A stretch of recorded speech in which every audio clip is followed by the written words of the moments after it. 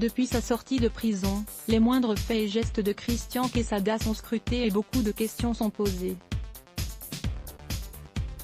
L'ancien candidat des 12 coups de midi sur TF1, écroué pour détention et diffusion d'images pédopornographiques, essaie péniblement de se faire oublier. Ces 2 années passées au quartier d'isolement de la maison d'arrêt de Bourg-en-Bresse l'auraient d'ailleurs rendu méconnaissable.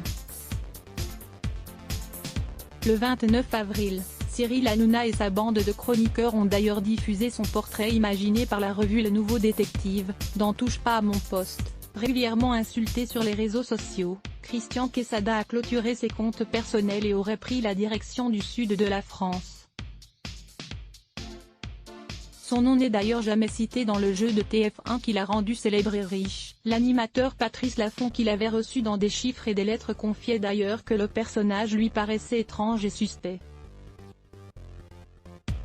Mais une autre animatrice vient elle aussi de raconter sa rencontre avec l'ancien détenu. Faustine Bollard confie avoir reçu Christian Quesada dans son émission Ça commence aujourd'hui sur France 2 à l'époque. Le grand champion des 12 coups de midi était venu témoigner dans une émission consacrée aux gagnants de jeux télévisés.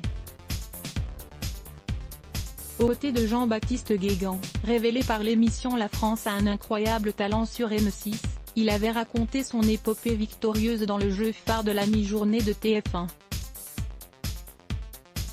Mais tout comme les équipes de la première chaîne, Faustine Bollard ignorait à l'époque les accusations qui pesaient lourdement à l'encontre de Christian Quesada.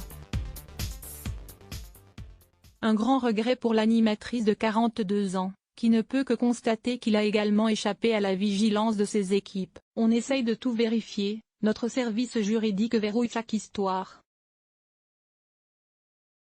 Cela a ses limites puisque l'on a reçu Christian Quesada, condamné pour pédocriminalité, note de la rédaction.